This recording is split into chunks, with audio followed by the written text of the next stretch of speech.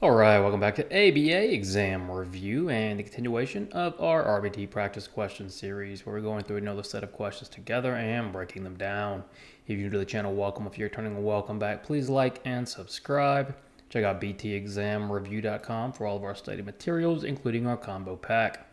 When you pass your exam, please let us know so we can include you in the Sunday shout out. Work hard, study hard. Let's get going. You're teaching a client how to brush their teeth independently. At the sink, you place a laminated checklist with pictures showing each step. For example, pick up toothbrush, turn on water.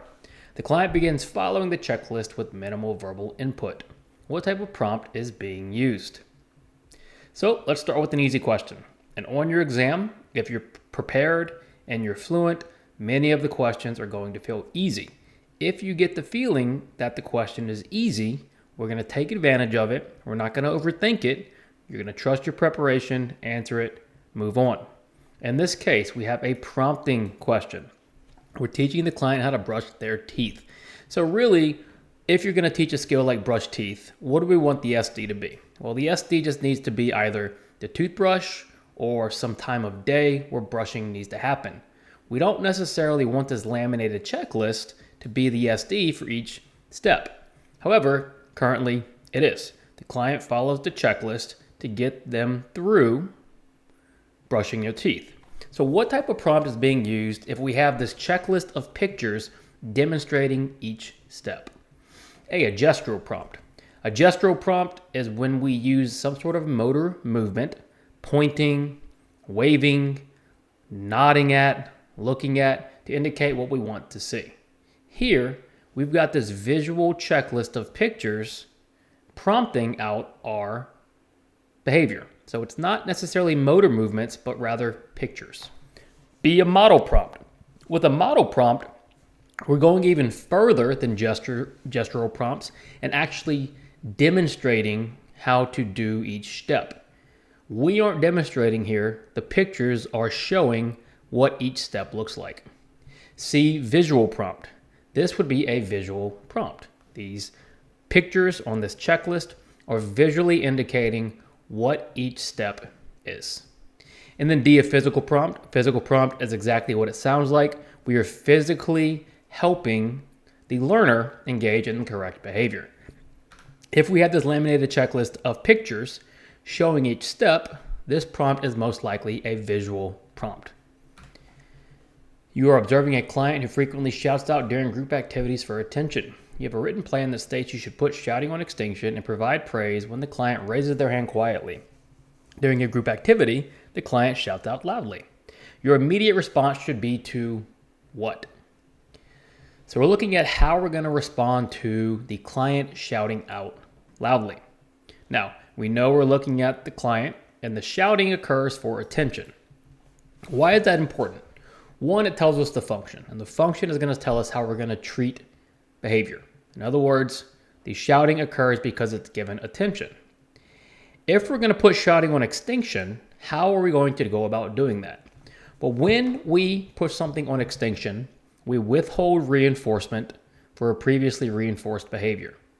The function is going to tell us what that reinforcement is. If the function is attention, we need to withhold attention. If the function is a tangible, we need to withhold a tangible. If the function is escape, we need to withhold escape, so on and so forth. So if you're told you need to put shouting on extinction and the client shouts out loudly and the client shouts for attention, what are we going to do? A, reinforce the hand raise. Yes, we want to teach the replacement of raising the hand, but the client didn't raise the hand. They shouted out loudly. B, ignore the shouting and continue the activity. Now, how are we going to withhold extinction? By not giving attention.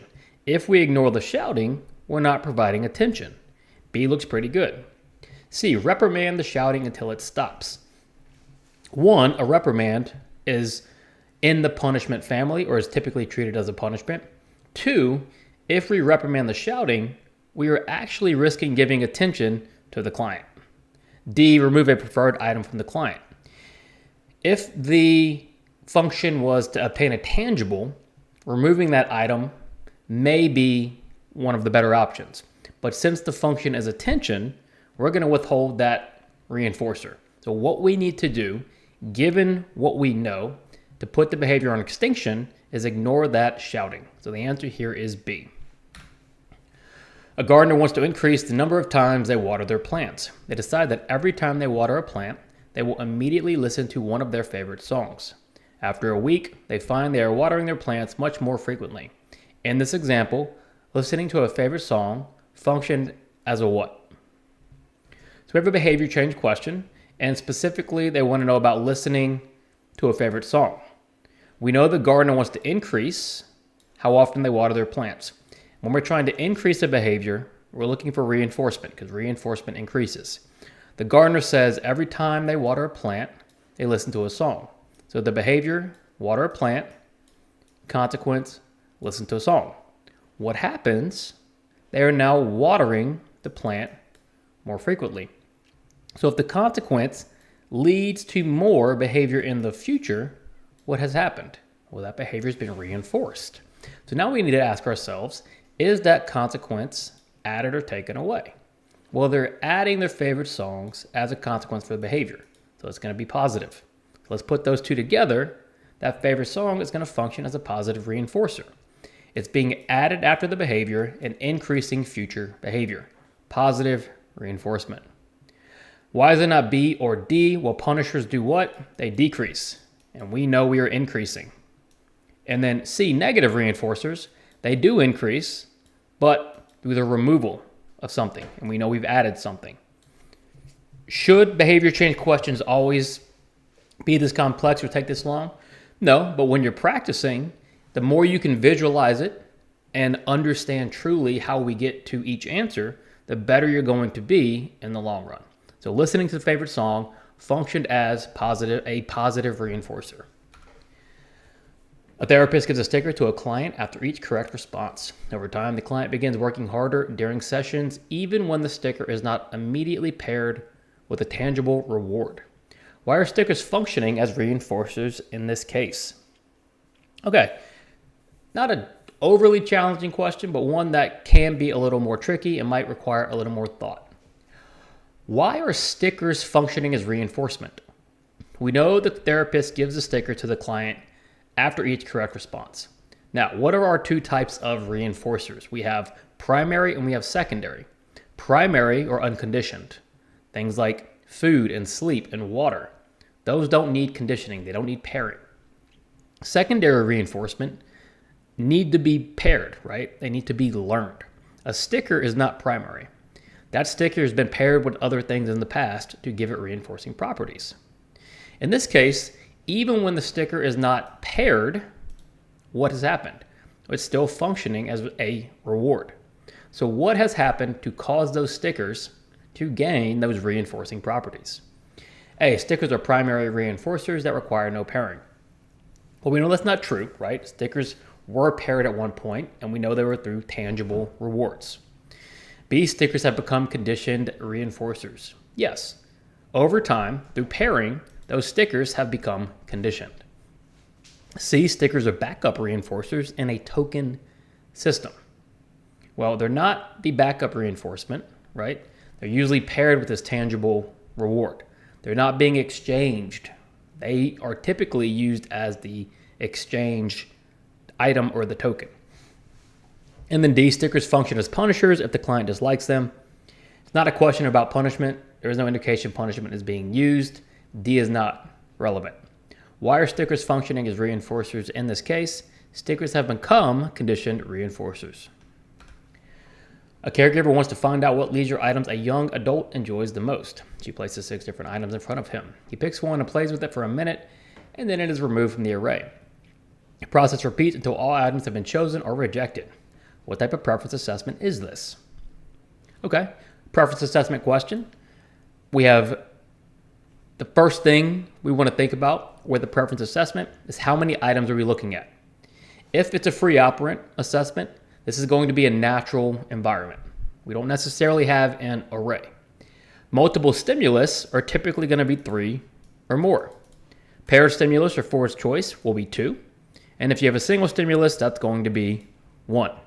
In this case, we have 6 different items. So let's say we have 1, 2, 3, 4, 5, 6. And they're all in front of him, so they're systematically arranged. Well, we can eliminate the paired stimulus, right? Because we have more than 2. It's not free operant because they're placed in front of him and it's systematic. They're not just letting the child play naturally. So we know it's some sort of multiple stimulus. Question becomes, is it with or without replacement?